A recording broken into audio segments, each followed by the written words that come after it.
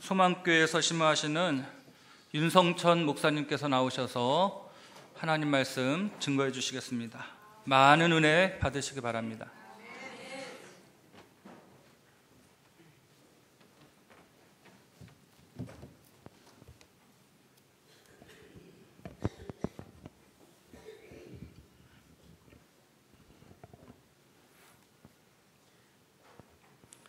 연합집회를 통해서 그리고 귀하신 목사님들의 설교를 통해서 우리에게 많은 은혜를 주셨습니다.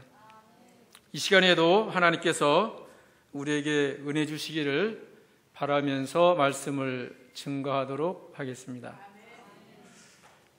저는 이런 생각을 한 적이 있습니다.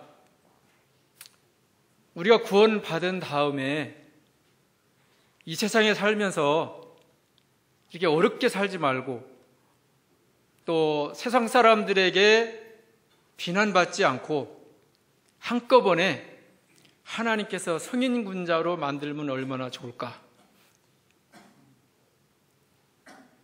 우리가 예수를 믿으면서도 변화되지 못하는 것 때문에 나 자신도 때로는 괴롭고 세상 사람들이나 혹은 다른 사람들로부터 비난받기도 합니다.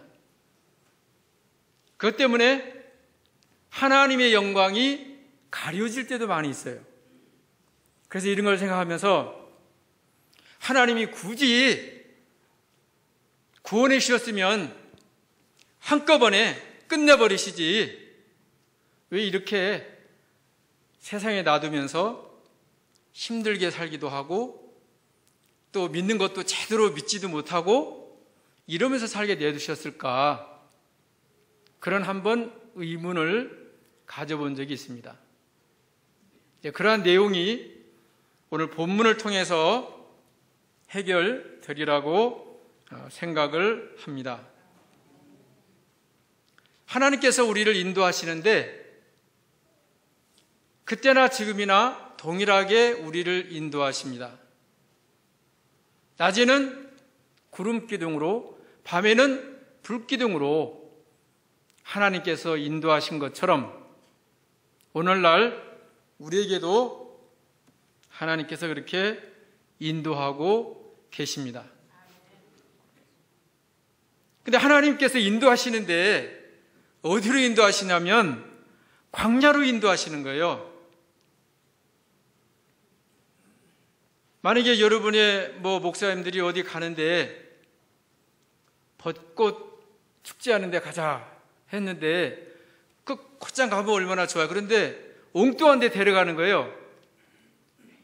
꽃도 없고 물도 없고 이런 곳에 데려간다고 하면 상당히 실망하지 않겠습니까? 목사님 따라서 왔는데 어디 가자고 해놓고는 그런 데로 간다고? 우리가 믿음을 가지고 하나님이 인도하는 대로 따라가야 되겠다 해서 따라왔는데 광야로 인도함을 받는다고 하면 실망하지 않겠습니까? 그런데 오늘 본문 2절에 보게 되면 네 하나님 여호와께서 이 40년 동안에 너로 광야의 길을 걷게 하신 것을 기억하라. 광야의 길이라고 했습니다. 이 동일한 말씀이 출애굽기 13장 17절과 18절이 있습니다. 한번 찾아보겠습니다. 출애굽기 13장 17절과 18절을 보겠습니다. 바로가 백성을 보낸 후에 블레셋 사람의 땅의 길을 가까울지라도 하나님이 그들을 그 길로 인도하지 아니하셨으니 이는 하나님이 말씀하시기를 이 백성이 전쟁을 보면 뉘우쳐 애굽으로 돌아갈까 하셨습니다. 그러므로 하나님이 홍해의 광야길로 돌려 백성을 인도하심에 이스라엘 자손이 애굽 땅에서 항우를 지어 나올 때에 여기 보면 블레셋 사람의 땅의 길로 처음에는 글로 갈 수 있는 길인데 그게 가까운 길이기 때문에 이제 18절에 보면은 하나님께서 글로 인도하지 아니하시고 홍해의 광야길로 인도하셨다고 그랬습니다. 하나님이 인도하는 곳은 광야라고 하는 것입니다. 우리가 사는 세상은 광야 같은 세상이에요. 구원받았는데도 불구하고 여전히 우리는 광야 같은 세상에 살아가고 있는 것입니다. 그래서 사실 힘듭니다. 어렵고. 신명기 8장 15절에 보게 되면은 너를 인도하는데 광대하고 위험한 그런 광야길로 인도하신다고 그랬습니다. 전갈이 있고 뱀이 있고 간조한 땅으로 인도하신다고 했습니다. 지금 우리가 사는 세상은 그런 세상인데 하나님께서 이곳으로 보내신 하나님의 뜻이 있고 목적이 있습니다. 우리가 비록 세상 사는 것이 쉽지 않고 어렵고 힘들고 고통스럽고 많이 믿는 사람들도 힘들어하는 경우가 많이 있습니다. 그런 것도 하나님께서 아시고 광야로 인도하신 것입니다. 그런데 이 광야로 인도하실 때에 이렇게 힘들고 어려운 생활을 하도록 한 것이 누구냐면 하나님이신데 우리는 때로 사람을 원망하고 사람에게 책임을 전가할 때가 많이 있습니다. 이 모든 상황을 하나님께서 나에게 주셨다라고 생각을 해야 되는데 그 생각보다는 누구 때문에 내가 이렇게 힘들고 어려운 삶을 살게 됐다. 그 사람이 아니었더라면 내가 행복하고 즐겁게 살 텐데 지금보다 나은 삶을 살 텐데 아무개 때문에 내 인생이 불행해졌다라고 생각을 하는 것입니다. 정말 그럴까요? 어떤 면에서는 그게 틀린 말은 아니겠지만은 그러나 이것조차도 하나님의 주권과 섭리 속에서 이루어지고 있다는 것입니다. 이거를 믿을 때에는 원망도 불평도 하지 않을 것이지만은 믿어지지 않으면 자꾸 누구 때문에 때로는 남편일 수도 있고 아내일 수도 있고 자식들은 부모 잘못 만난 것 때문에 내가 이렇게 공부도 못 해보고 재산도 못 물려받고 이렇게 산다라고 할 수도 있죠.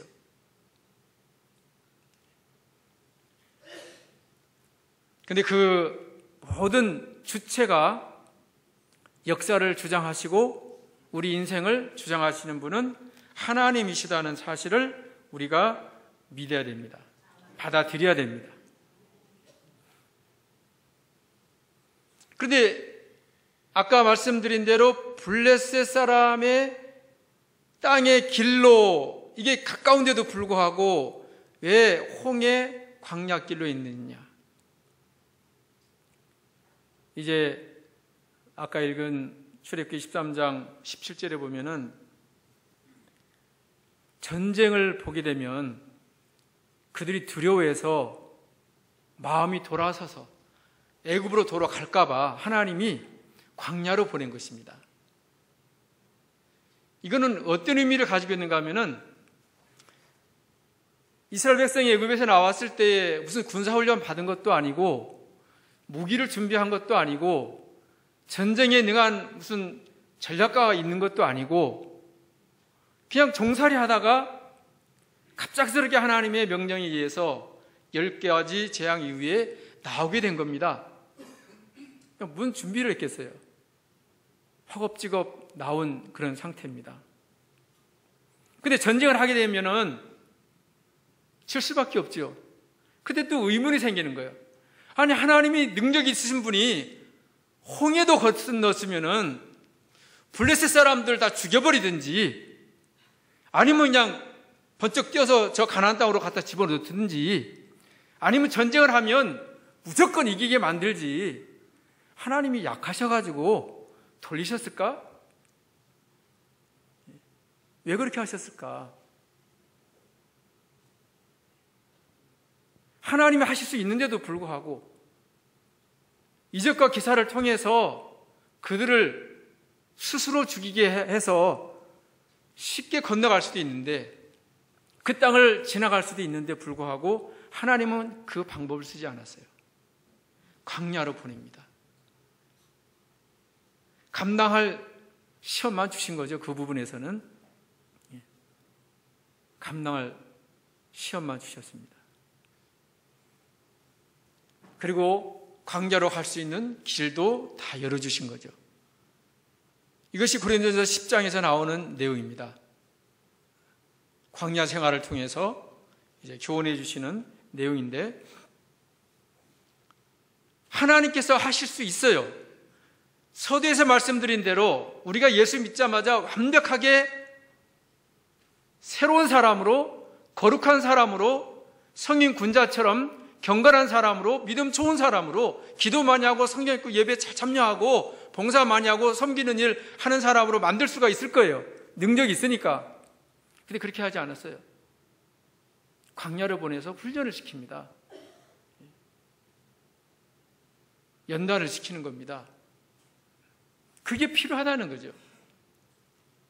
그게 아니면 그 천국의 모든 것을 누릴 수 없기 때문에 하나님께서 훈련이 필요하셔서 광야로 보내주신 것입니다.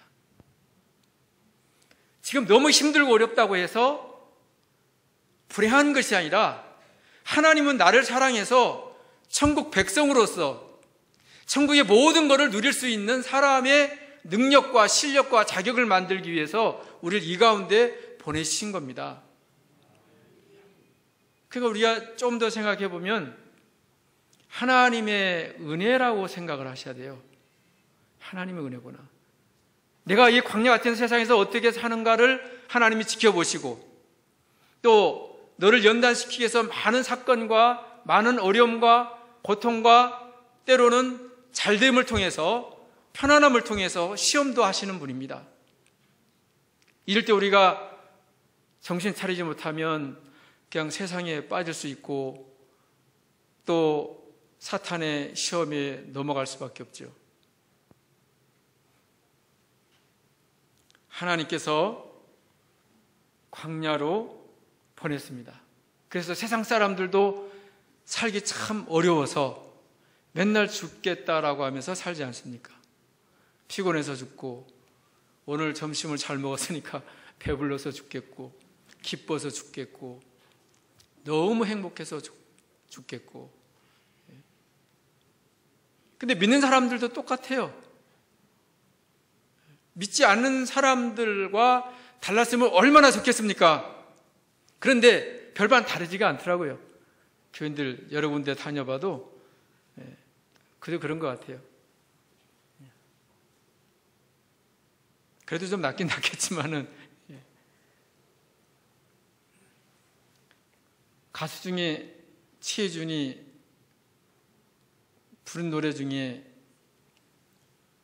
하숙생이라는 게 있는데, 거기 보면은 인생은 나그네 길, 어디서 왔다가 어디로 가는지 모른다고 했어요. 그 우리 믿는 사람은 알잖아요, 그렇죠? 우리는 어디로 왔다 어디로 가는지 아는데, 그분은 몰라가지고 어디로 왔다 어디로 가는지 모른대요. 근데 이거는 누가 쓴 것이냐? 야곱이 130세를 살면서 바로왕 앞에 갔을 때 한 말이 무슨 얘기를 했습니까? 나그네 인생을 고백을 했어요. 그리고 그 인생은 험악하다고 했습니다. 위대한 신앙인들도 다 험악한 세월을 보내는 거예요. 다윗 같으면 얼마나 훌륭합니까? 하나님 마음에 합한 자입니까? 그런데 그랬던 다윗의 가족사를 보면 아마 여기 계신 분 중에 그런 집안은 없을 것 같아요. 자기 큰아들 암논하고 배달은 다만하고 어떻게 됐습니까? 또 그렇다고 해서 압살롬이 그 형을 또 죽이지 않습니까? 압살롬이 아버지를 배반하고 아버지를 죽이려고 하고 아버지의 후궁을 대낮에 10명이나 강간하지 않습니까? 아도니아가 또 아버지를 배반해가지고 또 왕되려고 하지 않습니까? 아비삭을 달라고 하는 바람에, 다윗의 아비삭을 달라고 하는 바람에 아도냐가 또 죽임을 당하죠. 보통 내가 낳은 자식들한테 이런 일 당하시는 거 보셨습니까? 별로 없어요. 또 어떤 분은 이제 욥 같은 경우도 예를 들면은 욥이 아내한테 또 자기 온몸에 악창이 나고 재산 다 잃어버리고 아들 죽고 이런 거 당하시는 분이 별로 없어요. 근데 그분들이 다 믿음이 좋다는 거예요. 우리 같으면 예수 잘 믿으면 진짜 천국 가야 되잖아요. 세상적으로 천국. 뭐든지 잘 되고 뭐든지 형통하고. 근데 하나님은 이 땅에서의 형통, 육신적으로 편안함, 즐거움 여기에 초점이 있는 것이 아니라 우리 영혼에 대한 초점을 가지고서 모든 일을 해나가시기 때문에 영혼이 잘 되는 게 중요한 거예요. 그래서 그거를 위해서 세상적인 걸 다 동원해가지고 성숙한 신앙인으로 만드는 것이고 하늘나라에서 모든 걸 누릴 수 있는 능력을 키워나가는 겁니다.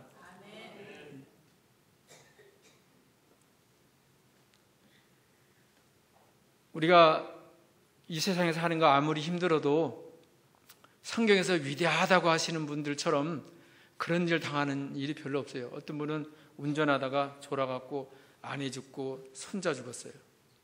병원에 입원했습니다. 모든 사람들이 아까 위로를 했어요. 아이고 안 됐다고. 자기 이제 아내가 죽고 손자까지 죽었으니까. 위로를 안 받아요. 그러니까 어떤 사람이 욥의 인내를 생각하고 참으라고 그러니까 자기는 욥보다 더하다고 그래요. 저시면 아니야 더 할까요 진짜? 예? 자기는 운전하다 졸다가 그런 거고 욥이 졸다가 뭐 했나요? 뭐 잘못해가지고 그랬나요? 안 했거든요. 그건 자기가 회개해야 될 문제. 자기는 욥보다 더한 지금 처지 있다. 왜냐하면 와이프 죽었다 이거예요. 욥은 와이프가 죽었고 그래서 참 별난 분도 계시구나.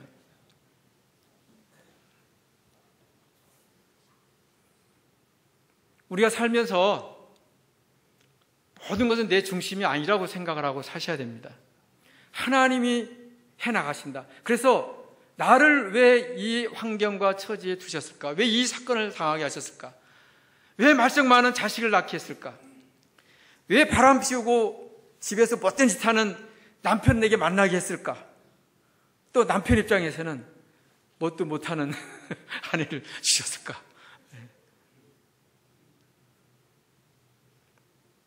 근데 그거를 우리가 사람에게 찾지 말고 하나님께서 하셨다라고 생각하고 왜 그럼 주셨을까? 또 그런 사람하고 맞춰 살라고. 그거 참고 견디고 거기서 만들어지라고, 낮아지라고, 깨지라고 하나님께서 그렇게 해서 우리에게 주신 거죠. 광야로 우리를 인도해 주셨는데 이 광야에서 가장 중요한 것이 뭐냐면 하나님께서 우리를 낮추시고 시험하는 겁니다. 근데 이 낮춘다니 뭐냐?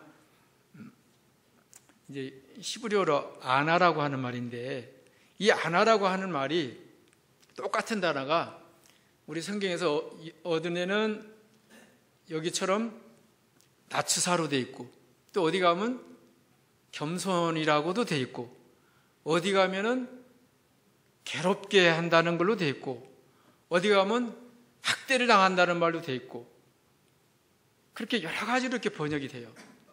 똑같은 단어를. 그러면 이제 이걸 하나 찾아보겠습니다. 성경을 창세기 15장 13절을 한번 보시기 바랍니다. 15장 13절을 보겠습니다.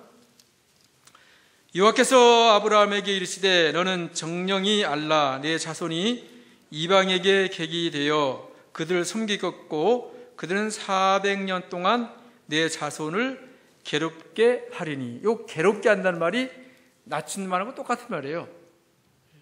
괴롭게 한다는 말이. 근데 이거를 또 어떻게도 얘기를 하냐면 종이라는 말로도 씁니다. 400년 동안 종이 된다 이 말이에요. 실제로 그렇게 얘기를 할 수가 있어요. 광야로 우리를 몰아놔서 우리를 훈련시키는 것은 우리를 낮추기 위해서 그러는 거예요. 너 지금 고통 좀 당해보고 너 힘들어 봐라고 하는 거예요. 물론 그 목적은 아니에요. 여기서 너 좀 깨져보라고. 너 여기서 좀 종살이처럼 종의 위치에 좀 살아보라고. 그래야만 하나님이 원하시는 목적이 이루어지기 때문에, 하나님이 원하는 사람이 되어지기 때문에, 그래서 연단을 잘 받으면 하나님이 원하는 모양으로 만들어져 나올 텐데, 우리가 이 광야에 생활하면서도 이스라엘 백성들처럼 똑같이 불순종하고 사는 거예요. 그래서 만들어지지 못하는 거죠. 많은 사람들이 우리를 비난하는 것이죠. 좀 부끄럽잖아요. 세상 사람들에게 비난받을 때 참 부끄러운 일이 많죠.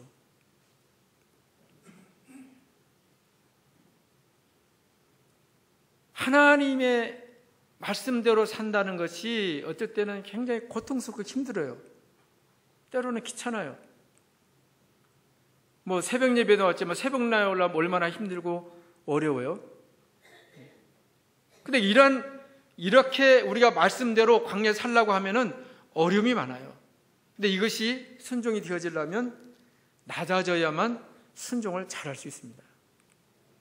말씀대로 살지 못하시는 분들은 다 교만하신 분이에요. 물론 저를 포함해서 다 그렇죠. 우리가 다 순종을 못하니까. 근데 하나님이 정말 원하시는 건 순종을 원하죠. 하나님 말씀하신 걸 다 지키기를 원하죠. 우리가 못할 뿐이지 하나님이 원하는 건 다 순종하기를 원해요. 그게 우리가 복받는 비결이기 때문에 종이 될 때 낮아질 수가 있습니다. 그 낮아짐을 통해서 우리가 하나님을 잘 섬길 수 있고 하나님께 복종을 하며 살 수 있고 하나님이 원하는 모습대로 만들어질 수가 있어요. 근데 이게 하나님은 자꾸만 우리를 낮추려고 하는데 우리는 자꾸만 높아지려고 하는 거예요. 틈만 나면 나라는 것을 자꾸 높입니다. 자식에 대한 자랑도 많고 남편 자랑도 하고 아내 자랑도 하고 돈도 자랑하고 자기 지식도 자랑하고 명예도 자랑하고 뭐든지 우리 속에는 이렇게 자기를 드러내고 높이려고 하고 하나님이 나를 보내셨으면 거기서 내가 어떤 마음으로 살 것이냐,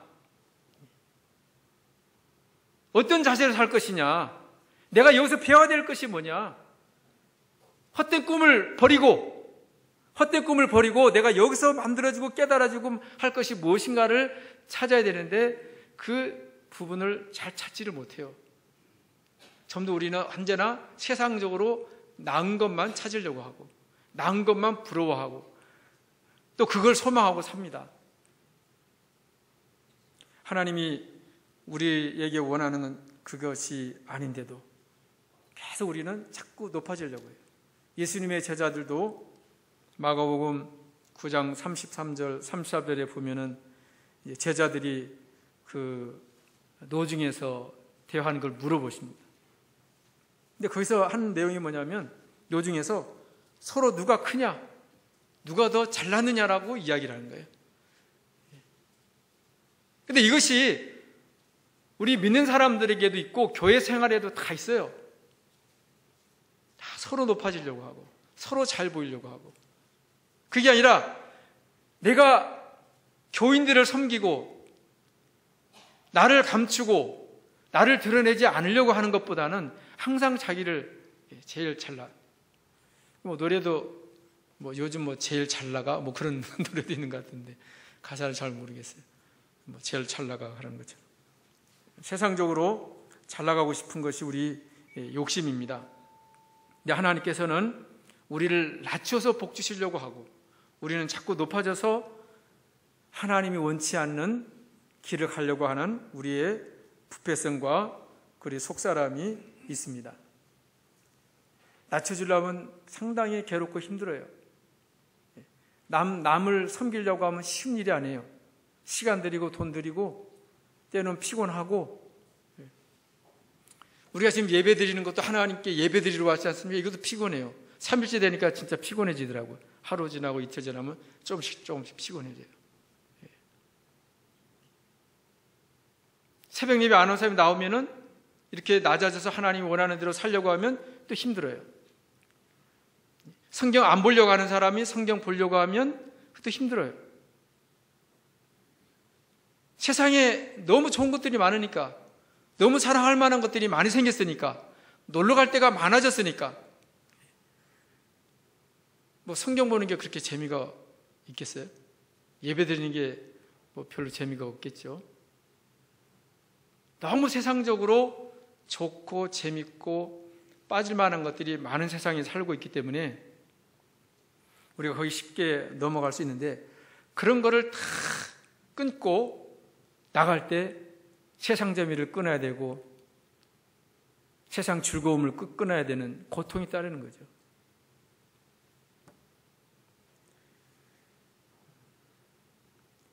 시험이라고 하는 말은 낮추시고 시험한다고 그랬는데, 이 시험이라고 하는 거는 이렇게 보여주는 겁니다.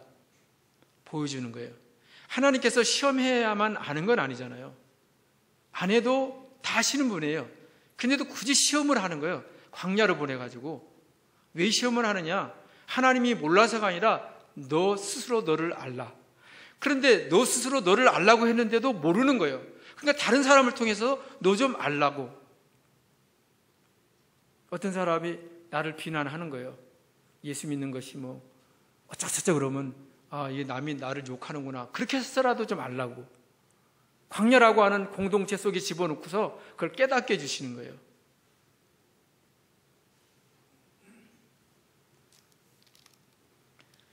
자신이 어떤 사람인지를 우리가 망각할 때가 많고, 더 나아가서는 교만해서 우리가 자기도 모르게 자꾸만 이렇게 높아지는 그런 가운데 있는데, 하나님은 거기에 관심 있는 게 아니잖아요. 이 세상에서 낮아져서 만들어지기를 원하는데, 그 부분에 우리가 상당히 부족한 것이 많이 있습니다.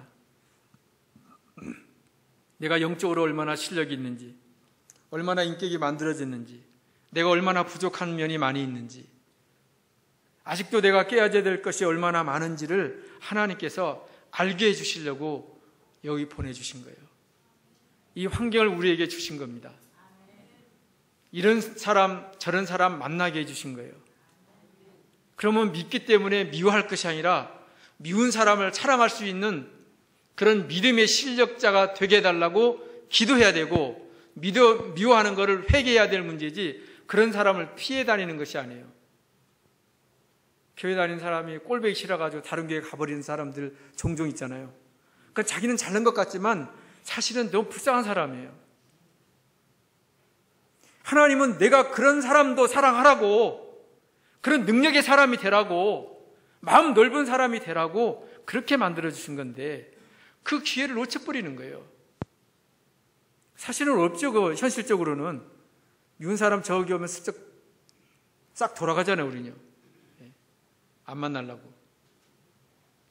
우리가 믿음을 쓰면 그런 사람을 가서 만나서 반갑게 맞아주고, 가서 정답게 해주고 대접도 하고, 그것이 믿는 사람들의 모습인데 우리는 그렇지 못해요.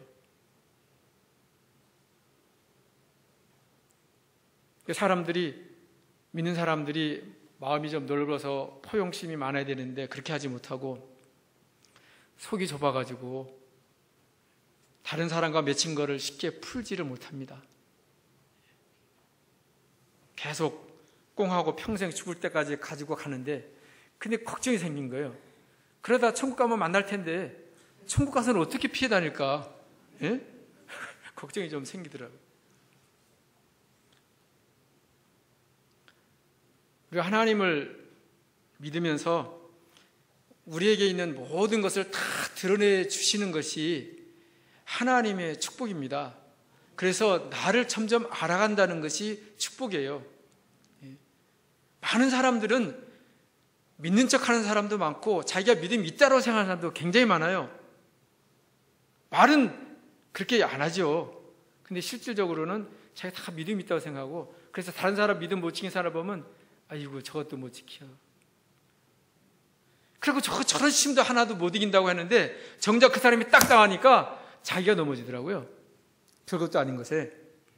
그걸 보니까 별것 아니에요.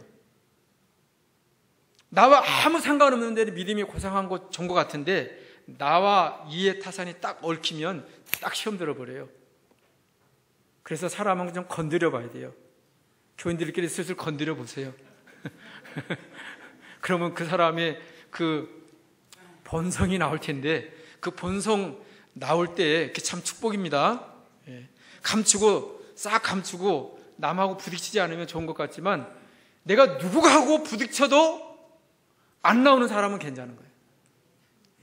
누군가 나를 불이익을 주고 비난을 해도 내가 거기에 아무 동요를 받지 않는다. 그러면 그건 된 사람이에요.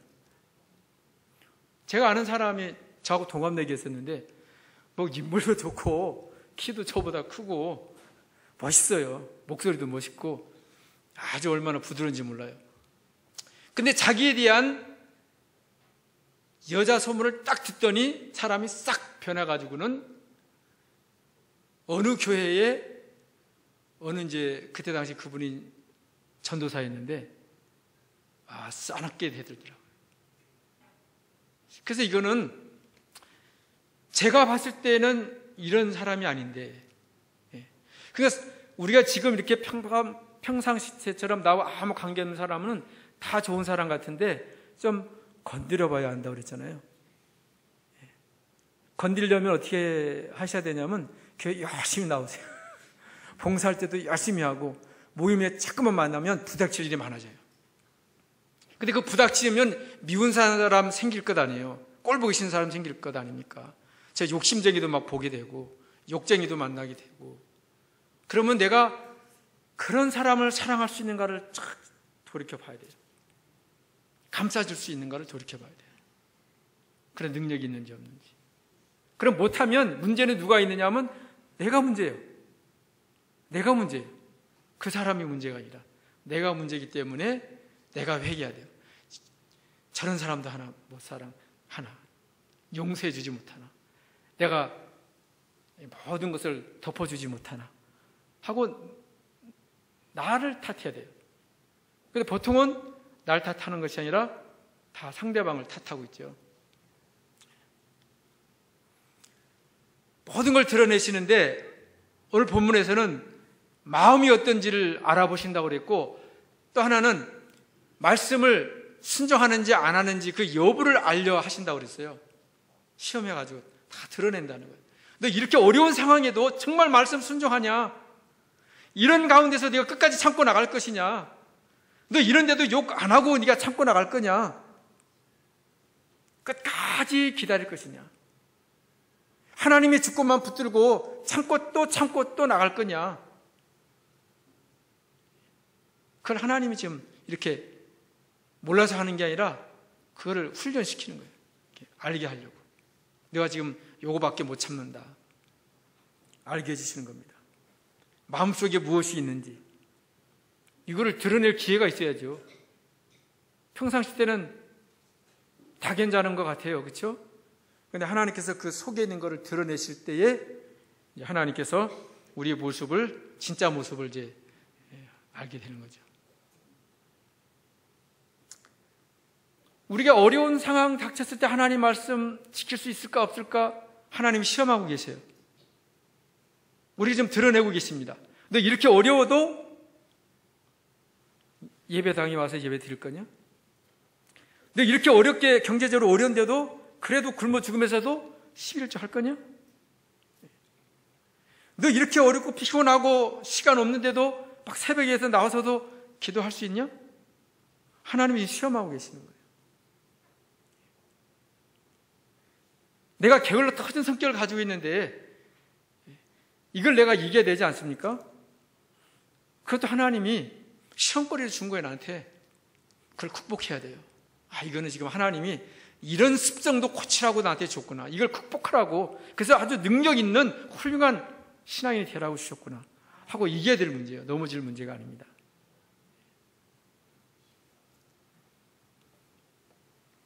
그런데 이제 이렇게 광야에서 하나님께서 모든 걸 드러내실 때에 우리가 해야 될 것이 뭐냐?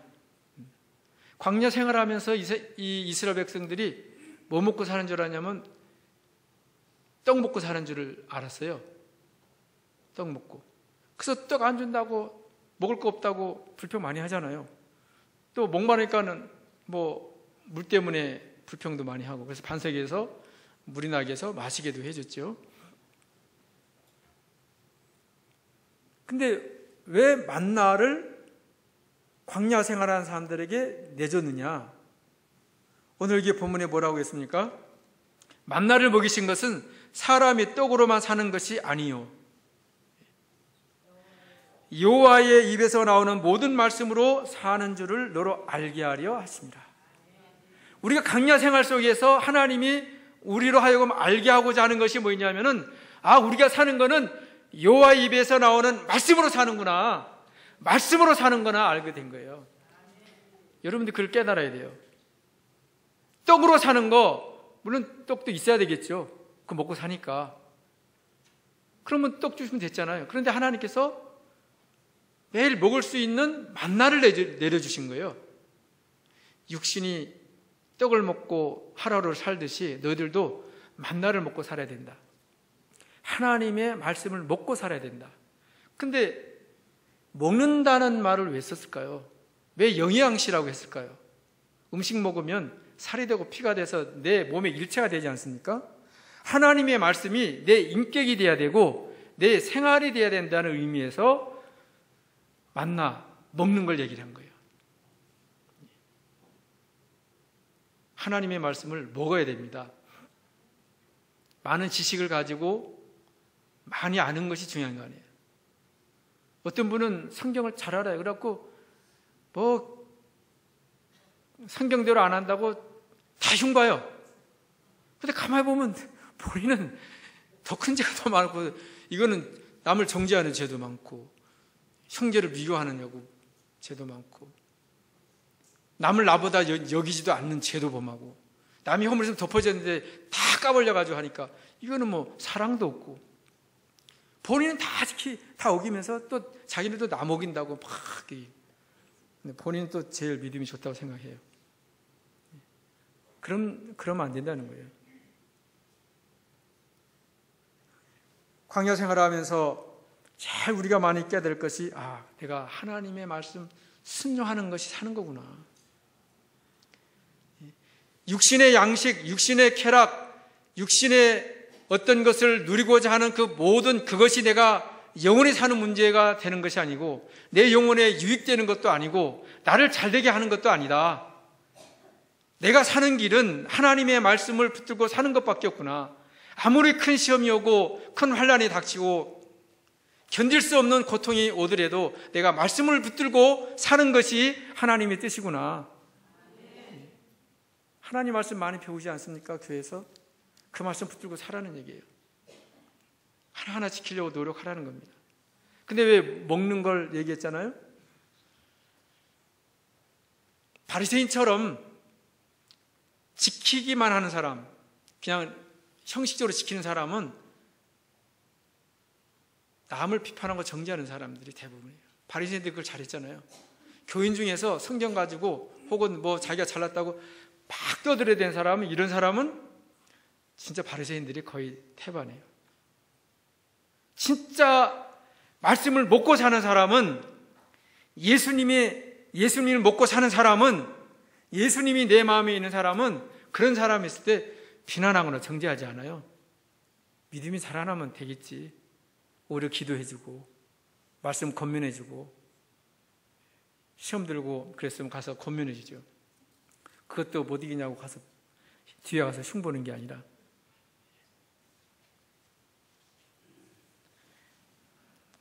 사람들이 육신의 양식, 이것에 대해서는 굉장히 중요시 여겨서 좋은 거 다 찾아다니는 시대가 됐습니다. 뭐 건강한 음식, 또 보양 음식, 정력에 좋다면 좋아한다고 그래요. 하버드 대학 가면은 뭐가 있냐면은 바퀴벌레가 많다고 그래요. 그래가지고 바퀴벌레를 잘 못 없애나 봐요. 그러니까 이제 유명해진 거죠. 그래서 어느 목사님이 그 얘기를 하시더라고요.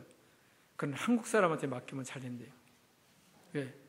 바퀴벌레가 정력에 좋다고 그러면은 그 하버드에 있는 바퀴벌레는 싹 없어질 거래요. 다 잡아서 먹을 거니까. 그만큼 한국 사람들이 정력을 많이 따지며 사는 거예요. 그런 데만 관심을 갖고 사는 거예요. 어디가 좋은 거 먹냐, 맛있는 거 먹느냐 하는 것보다 어디가 참 진리를 배우느냐, 어디가 정말 우리 영혼이 살찌는 양식을 먹냐, 건강한 음식을 먹느냐. 그래서 지금은 뭐 교회가 나 교회 같아도 교회를 선택해서 가야 되는데, 근데 그 선택의 기준이 뭐냐면 정말 진리 이거 별로 안 해요. 또 물론 이제 그렇게 하시는 분도 있겠지만 진짜 진리를 사모해서 교회 선택하시는 분들은 많지가 않아요. 말씀대로 살기 위해서 우리가 예를 많이 써야 되겠습니다. 이것이 우리가 사는 것이고 광야에서 잘 되는 길이고 하나님 앞에 가서도 칭찬을 받는 길입니다. 예수님과 교제의 삶을 살지 못하고 그저 형식적으로만 지키면 외식에 불과하지만은 우리가 하나님과 교제하고 하나님과 더불어 살면서 하나님의 말씀을 지키면 정말 내면적 인격이 변화가 됩니다. 그런 사람의 모든 행동은 달라지는 거예요. 그러나 속에 예수님을 품고 살지 않는 사람은 형식적으로만 지킨 것 가지고 자랑하고 남을 정죄하고 비방합니다. 그런 사람이 되지 마시고 광야 생활 속에서 오직 주님만 붙들고 살고 주님만 먹고 살고 말씀만 먹고 살고 그분으로 일심동체가 돼가지고 항상 승리하는 그런 삶을 사시기를 바랍니다. 기도하겠습니다. 거룩하신 아버지 하나님, 우리가 이 땅에 사는 날 동안 우리로 믿음으로 살라고 하나님 말씀 붙들고 살라고 우리를 훈련시켜 주신 것을 감사합니다. 어리석어서 육신의 양식만 찾고 육신의 것만 찾아가고 있는